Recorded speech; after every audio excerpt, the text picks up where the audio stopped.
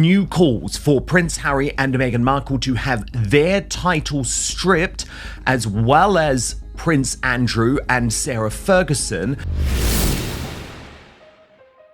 It started with whispers and ended with thunder, a storm rolling straight through Westminster, shaking the very walls of the crown. Because, for the first time in modern history, the British Parliament isn't just talking about the monarchy, they're talking to it, and the message is brutal. No one, not even Harry and Meghan, is untouchable anymore. After years of interviews, documentaries, and explosive tell-alls, something inside the British establishment finally snapped. The patience wore thin, the respect evaporated, the indulgence ran dry, and now lawmakers are quietly pushing what royal insiders are calling the Reckoning Bill, legislation that could strip Harry and Meghan of their royal titles once and for all. Make no mistake, that is the future for Prince Harry and Meghan Markle as well. And it's well-deserved on all sides. Both the Yorks and the Sussexes have done a lot of damage to the monarchy. Not as an act of cruelty, but as an act of cleansing. When the palace won't protect the crown, one MP allegedly said, then Parliament will. It's the kind of move that could rewrite the monarchy's unwritten rules and tear apart what's left of the brothers who once walked behind the same coffin. There's so much to unpack here, from William's quiet fingerprints on this move, to Charles's heartbreaking hesitation, to Meghan's rumored panic across the Atlantic. If you want to see how this royal showdown ends, hit subscribe, like, and stay locked in, because this isn't just history, it's payback. For years, politicians watched in silence as the Sussex circus played out from across the Atlantic. Netflix deals, public tears, podcast drama, and royal accusations packaged for profit. But what started as gossip has now turned into governance. Behind closed doors at Westminster, senior MPs began asking the question the palace refused to face: how long can the monarchy survive if its own members profit from destroying it? The answer came in whispers first, in late-night committee rooms, in hushed debates between senior aides, until one name surfaced: the Royal Reform Act. On paper, it was just a procedural update, a tidy reform to modernize royal privilege. But everyone inside the chamber knew exactly who it targeted: the Sussexes. This isn't vengeance, one minister said, it's hygiene. And make no mistake, this wasn't some backbencher's fantasy. The proposal had fingerprints from the top: careful, deliberate, strategic. Some insiders even hinted that it didn't start in Parliament at all. The idea didn't come from the Commons, a source whispered. It came from Kensington Palace. That's when the whispers became momentum, because when Parliament senses royal approval, even silently, they move. And by the time the story leaked, the narrative had changed forever. This wasn't just lawmakers correcting a royal mess. This was Prince William using Parliament as his chessboard. He didn't need to raise his voice. He didn't need to make a statement. Prince William's power isn't loud, it's surgical. Me is that William is prepared to be ruthless, right? And he will be ruthless when he's king.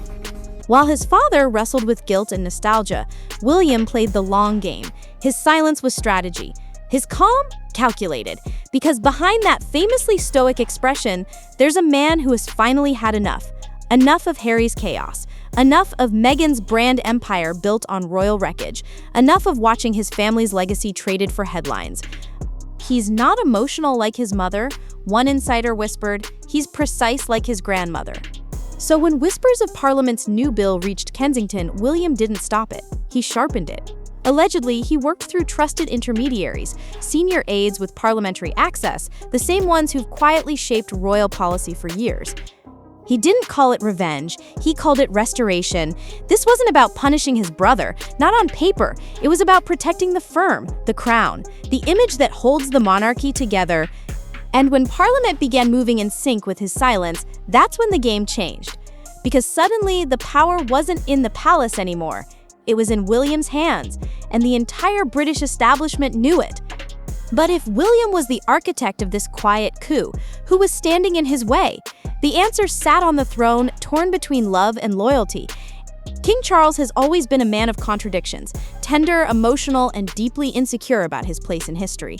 But nothing has tested him more than the war between his two sons.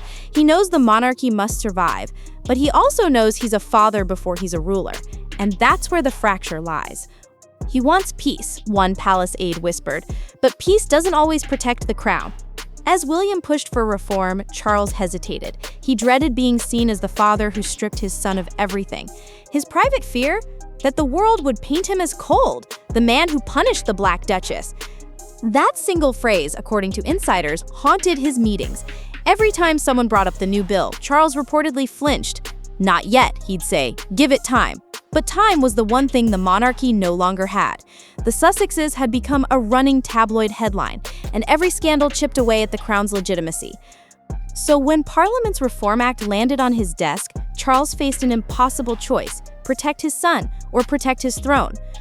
He's torn between the father he wants to be and the king he has to be, said one royal historian. And while Charles hesitated, William acted, moving faster, quieter, and deadlier than anyone expected. It began as whispers, but by the time it reached the floor of Parliament, it had teeth. The Royal Titles Reform Act. Simple name, devastating purpose. Drafted to modernize the monarchy, the bill promised to give Parliament the power to revoke royal titles in cases of conduct unbecoming to the crown. A quiet way to say, when royals go rogue, they lose their crowns. But every insider knew who this was for. It wasn't about modernization. It was about Meghan and Harry. It's the cleanest cut we've ever made, one senior aide allegedly said. No drama, no ceremony, just deletion. The act would allow Parliament, not the palace, to determine who remains royal. No press conferences, no family meetings, just a vote. A single moment that could rewrite centuries of royal immunity. And behind it all, whispers pointed to one silent backer, Kensington Palace. William didn't need to campaign, others did it for him. Every headline, every scandal, every Meghan soundbite fed the fire until even neutral MPs began to ask, why are we still funding this? For the monarchy, it was genius. For Meghan and Harry, it was war. Because once this bill passed, their titles wouldn't just be ceremonial. They'd be conditional on loyalty, dignity, and silence. And when word of that reached Montecito, everything began to unravel. The moment the news broke in Westminster, Montecito went into crisis mode. Inside the mansion that once symbolized freedom, panic hit like thunder. Phones rang, PR advisors were called, lawyers lined up, because for Meghan Markle, this wasn't just politics, it was personal. Her entire empire was built on one word, Duchess. That title is her brand. One Hollywood insider whispered, without it, she's just another celebrity with a story to sell. Reports claim Meghan immediately held an emergency Zoom with her core team, branding experts, image consultants, and her lawyer on speed dial. The agenda? How to fight a bill thousands of miles away. But what no one could stop was the wave of public glee. Across social media, royal loyalists rejoiced. You wanted independence. You got it. No title, no problem. She can't play royal and rebel at the same time.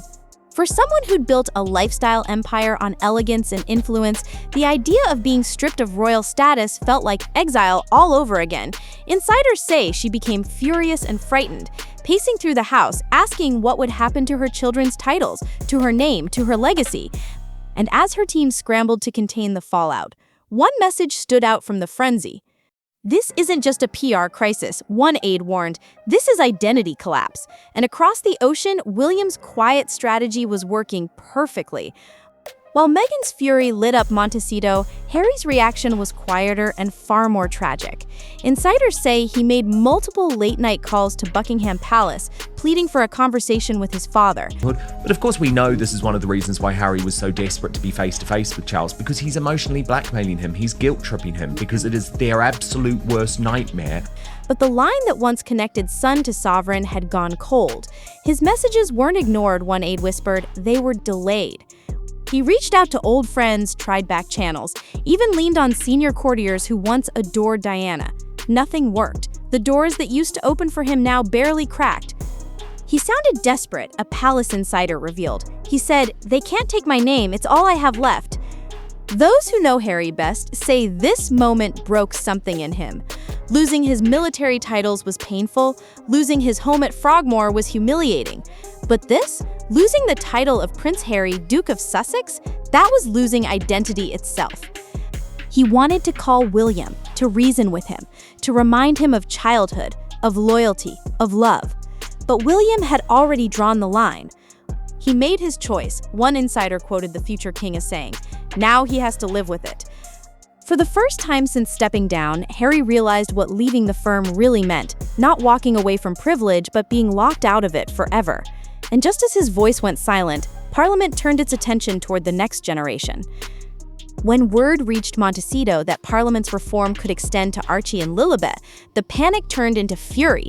Because for Meghan, this wasn't just about titles, it was about bloodline. Buried deep in the draft text was a quiet clause that changed everything. Only royals actively serving the crown would retain hereditary styles. Translated, no service, no title, even for the children born of royal blood. The realization hit Meghan like ice. Everything she'd fought to preserve, the identity, the recognition, the legacy, was now hanging by a single political thread thousands of miles away. While Harry and Meghan still hold titles. Amen, brother. Amen. Strip them of those titles. Look, Prince Harry will always be a prince. They were born royal, she reportedly told her inner circle. They can't erase that. But Westminster wasn't moved by sentiment. To them, this was about accountability, not emotion. Behind closed doors, one MP allegedly put it bluntly, "You can't have the perks of the palace without the price of service." Public opinion split in two. Some saw justice, others saw cruelty. And in the middle of it all, Meghan watched as the one thing she couldn't control, her children's inheritance, began to slip away. Inside Montecito, the mood shifted from outrage to disbelief. The fairy tale that began with royal vows was ending with parliamentary votes. And while the world slept, preparations were being made in London for the quietest royal strike in modern history. It didn't happen with ceremony or speeches. It happened in silence, the kind that makes history echo. Just after midnight in London, royal aides updated the official website. Line by line, word by word, the titles disappeared. His Royal Highness, Her Royal Highness, the Duke and Duchess of Sussex, gone, replaced with plain names that once carried crowns. No statement, no royal crest, just deletion. Inside Buckingham Palace, the corridors were said to be still. Charles, awake in his study, reportedly signed the final document alone. The pen trembled. The father hesitated, but the king did not. He did what the crown demanded. One courtier whispered, not what his heart wanted. In Kensington Palace, William didn't celebrate. He simply closed his laptop, looked out into the dark, and exhaled. The work was done. Across the ocean, the news hit Montecito before dawn. Staff phones buzzed, headlines exploded, and somewhere in that California mansion, Meghan stared at the screen that made her past vanish in real time. Harry, sources say, didn't speak for hours, just silence, the kind that follows something irreversible. When the sun rose over Westminster, the monarchy had changed forever. The fairy tale was over, replaced by a hard truth. Crowns can be inherited, but loyalty must be earned. This is Hollywood Daily Reports, and this royal reckoning is only the beginning. Subscribe, like, and stay locked in, because the House of Windsor just proved one thing: even royalty can be rewritten.